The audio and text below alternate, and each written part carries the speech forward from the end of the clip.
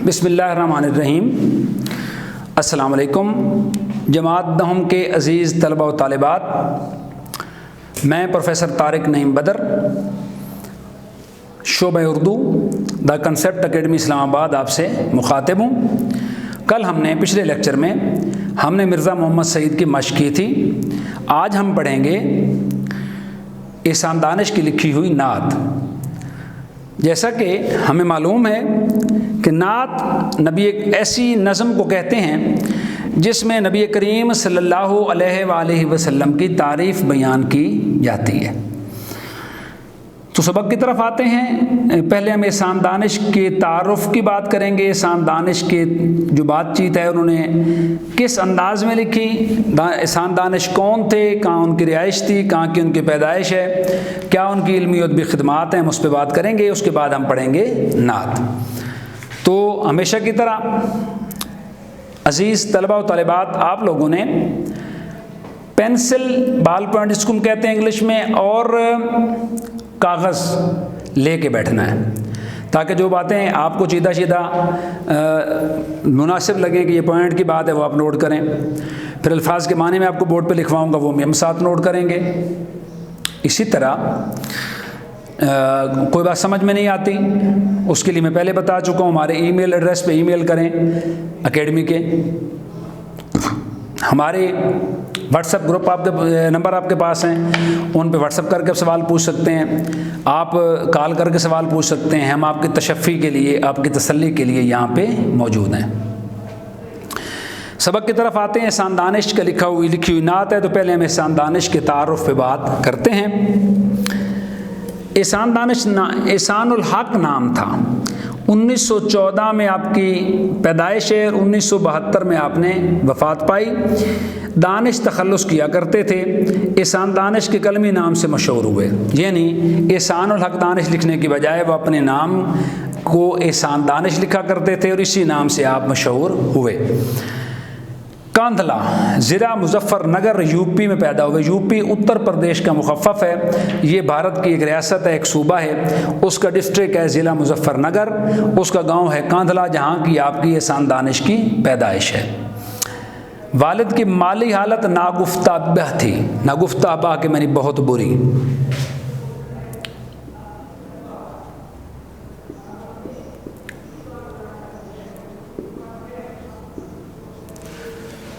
यानी उनके हालात ठीक नहीं थे।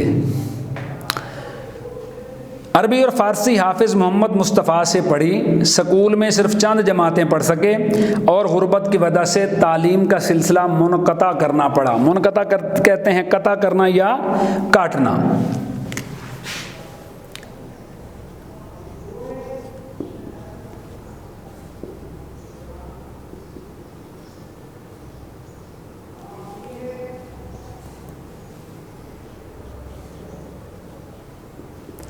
ख़त्म करना भी इसके मानी होते हैं। यानी आपने जो पढ़ाई का सिलसिला था वो इस वजह से ख़त्म कर दिया कि आपके वालिद साहब के पास उनको पढ़ाने के लिए पैसे नहीं थे।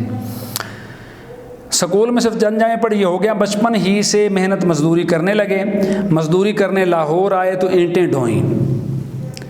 हम देखते हैं जब मकान बनते हैं, मकान बन रहे होते हैं हमारी गली मोहल्लों में, तो कुछ मज़दूर काम कर रहे होते हैं जो ईंटें उठा रहे होते हैं, गारा उठा के दे रहे होते हैं, सीमेंट उठा के दे रहे होते हैं, मिट्टी ढो रहे होते हैं, उन्हें हम कहते हैं मज़दूर। तो ये काम एहसान दानिश ने भी लाहौर में किया।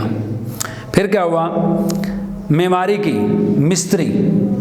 मिस्त्री जिसको ईंटें पहुँचा रहे होते हैं और वो धागे के साथ और वो सारी चीज़ें दीवारें सीधी करके बना रहा होता है, ईंटें चुन रहा होता है, मिसाला चुन रहा होता है, उसे मेमार कहते हैं, मानी बनाने वाला, जिसको हम उर्फ़ आम में कहते हैं मिस्त्री।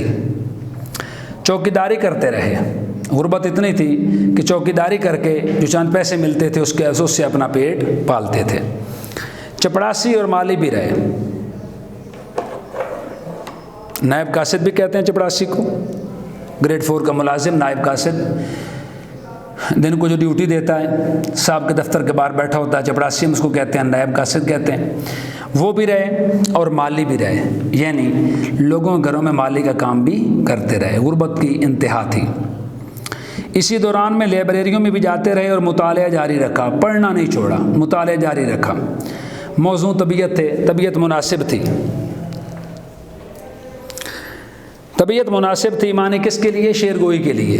याद रखिए, अल्लाह ताला ने इंसान को, मेरे बच्चे, कुछ चीज़ें वदीयत करके भेजी हैं, कुछ चीज़ें आपकी फितरत में शामिल होती हैं जो रब रहीम की तरफ से हैं। उसमें ये बात भी शामिल है, हर शख्स शेर गो नहीं हो सकता, हर शख्स के पास में शायरी करना नहीं होता, हर शख्स हर काम के लिए पैदा नहीं होता। तो यहाँ पे मुराद है मौजू तबीयत से कि शेर गोई का शौक़ भी था। काजी मोहम्मद ज़की की सोबत मिली तो शेर कहने लगे। सोबत के मैंने साथ,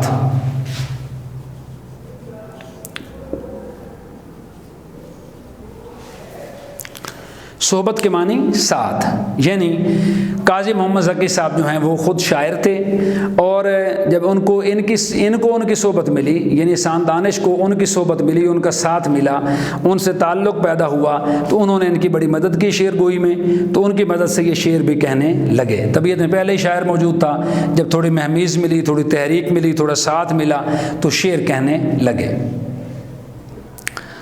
एहसान दानिश कादिरुल कलाम शायर थे, कलाम पे काबू जिसका हो, बात करने पे काबू।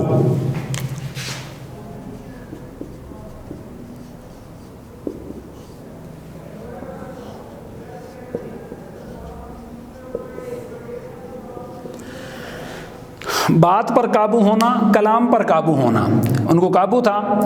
उनकी शायरी मशरक़ी अक़दार की आईनादार थी। अक़दार कदर की जमा है।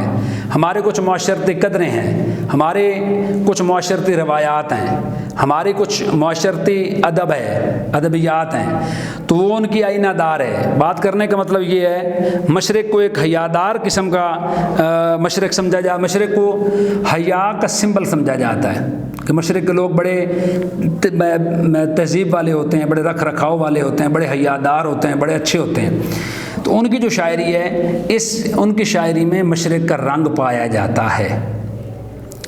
उन्हें गज़ल और नज़म दोनों पर यकसां कुदरत हासिल थी, नज़म भी कही और गज़ल भी कही, और दोनों पे मुकम्मल कुदरत थी, यानी काबू था।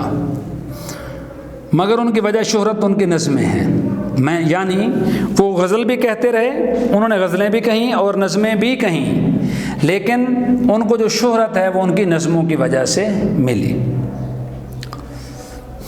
उनकी नज़मों में जहाँ आम आदमी के दुखों का इज़हार मिलता है, वहाँ कुदरती मनाज़िर की उम्दा तस्वीर कशी भी की गई है। उन्होंने, उनकी जो नज़में हैं उसमें सिर्फ ये नहीं है कि वो आम आदमी के दुखों की बात करते हैं, आम आदमियों के दुखों का इज़हार मिलता है, इज़हार करते हैं, बल्कि वो कुदरती मनाज़िर की उम्दा तस्वीर कशी भी करते हैं, खूबसूरत तस्वीर कशी करते हैं। उनकी शायरी में, उनकी नज़मों में मनाज़िर कुदरत का बड़ा खूबसूरत तरीके से खींचा हुआ नक्शा भी हमें मिलता है। उन्हें मज़दूर शायर कहा जाता है। वजह मैंने को बता दी कि वो इतनी तंगदस्ती में, इतनी परेशानी की हालत में, इतनी तकलीफ़ की हालत में, इतनी गुर्बत और तंगदस्ती की हालत में भी शायरी करते रहे, इसलिए उन्हें मज़दूर शायर कहा जाता है। क्योंकि उन्होंने अपनी शायरी में, क्योंकि उन्होंने गुर्बत को करीब से देखा, तकालीफ़ और मसाइब को करीब से देखा, और जिस शख्स ने खुद बरता होता है, जिस शख्स ने खुद देखा होता है, जिस शख्स ने खुद समझा होता है, उसको बड़ी अच्छे से उन मसाइल का इदराक होता है जो एक आम आदमी को पेश आ सकते हैं। उन्हें पता था कि मज़दूर की क्या तकालीफ़ हैं। मज़दूर को जब मज़दूरी करता है 8 घंटे दिन में, 10 घंटे मज़दूरी करता है, ईंटें ढोता है, और उसके अलावा ईंटें ढोने के अलावा वो मेमारी करता है, धूप पे सारा दिन काम करता है, इतना सख्त। तो उन्हें ये पता था कि इसमें कितनी तकालीफ़ हैं, क्योंकि उन्होंने ख़ुद मज़दूरी की थी, ख़ुद उन्होंने मेमारी भी की, मिस्त्री भी रहे, माली का काम भी लिया, खुरपा लेके, दनाती लेके उन्होंने माली का काम भी किया। ज़मीन जो है वो उस पर जो घास बढ़ जाती है, घास को दनाती से काटा। उस ज़माने में इतनी मॉडर्न नहीं थी कि जी इलेक्ट्रिक मशीन है और उससे घास काटा जा रहा है, घास हाथ से काटे जाते थे, मुश्किल काम था। उसके बाद पौधों का थांवला साफ़ करना, फिर वहाँ पे गोडी करना खुरपे के साथ, फिर उसमें पानी देना, फिर उसकी जो पत्ते पीले हो गए, ये ख़राब हो रहे, उनको काटना, ये उनकी ज़िम्मेदारी थी। दरख्तों को पानी देना, साफ़ सुथरा रखना। उनको पता था कि माली को क्या मसाइल दरपेश होते हैं, इसलिए उन्होंने जा बजा शायरी में इन जो निचला तबका है, पिसा हुआ तबका है, इनके हवाले से शायरी की। सबक से थोड़ा सा मियां मोहम्मद बख्श साहब का एक पंजाबी का एक छोटा सा शेर है, वो मैं ऐड करना चाहूँगा। कहा कि सच्ची गल है मोहम्मद बख्शा, रोटी बंदा खा जाती है। सच्ची गल है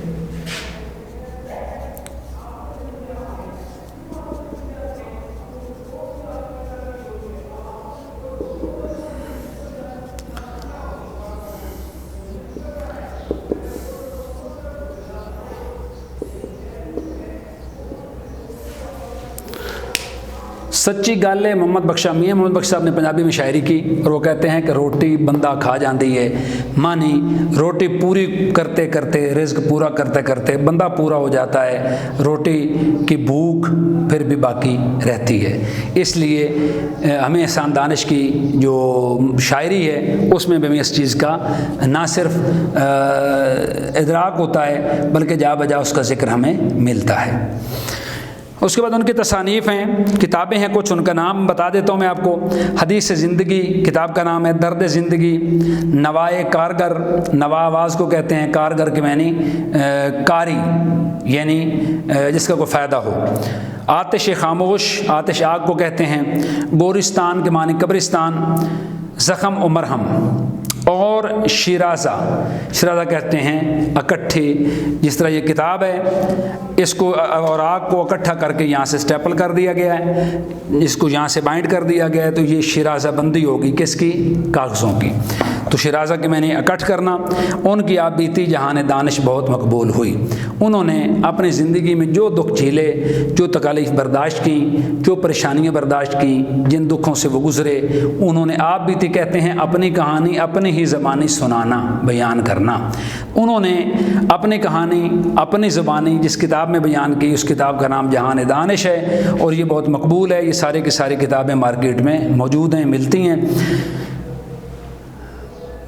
अज़ीज़ तलबा व तालिबात, याद रखिए अगर बुक मिल जाए आपको जहान दानिश, मैंने चूँकि पढ़ रखी है, आप ज़रूर पढ़िए। आपको ज़िंदगी के मुख्तलिफ़ ज़ावियों से आशना होने का मौका मिलता है। यानी ज़िंदगी, शेक्सपियर ने कहा था, the life you and me are living if dream of millions. वो ज़िंदगी जो आप और मैं जी रहे हैं लाखों लोगों का ये ख्वाब है। तो याद रखें, बड़ी गाड़ियाँ, बड़े घर ही सब कुछ नहीं होते। हमें अपने जैसे उन इंसानों के बारे में मालूम होना चाहिए जो हमारी सतह से बहुत नीचे ज़िंदगी गुजारते हैं, जो उस पुरतायुश ज़िंदगी की लज्जतों से आशना नहीं होते। हमें न सिर्फ उन लोगों का ख्याल रखना चाहिए, उनका पता रखना चाहिए, बल्कि जहाँ तक मुमकिन हो सके उनकी मदद भी करनी चाहिए। तो आज का हमारा सबक इतना ही था। एहसान दानिश के तारुफ में किसी बात की समझ ना आई हो तो आप सवाल कर सकते हैं, मैं यहाँ पे आपका सवालों का जवाब देने के लिए मौजूद हूँ। तो इंशाअल्लाह अगले लेक्चर में हम पढ़ेंगे नात, उसकी मैं साथ तशरीह भी करूँगा। पेंसिल कागज़ लेके बैठा करें, हर पॉइंट नोट किया करें। अल्फाज के मानी सारे मैं बोर्ड पे लिखवाऊँगा इंशाअल्लाह, मुश्किल के वो सारे आप अपने नोटबुक पे लिखेंगे। इसी तरह फिर हम इसकी मश्क करेंगे। मश्क में भी इंशाअल्लाह जो सवालात हैं उनके मैं जवाबात लिखवाऊँगा और आप उसको भी नोटबुक पे तहरीर करेंगे। ये आपके पास महफूज हो जाएंगे ताकि आने वाले दिनों में जब हम पेपर देंगे, पेपर्स की तैयारी करेंगे, तो उसमें हमारे ये नोट्स जो हमने अपने हाथों से बनाए होंगे ये हमारे ना सिर्फ काम आएंगे बल्कि हमें बेहतरीन नताइज में भी हमारी मदद करेंगे। तो अज़ीज़ तलबा व तलबात, बहुत शुक्रिया, थैंक यू, अल्लाह हाफ़िज़। इंशाअल्लाह मिलते हैं अगले लेक्चर में।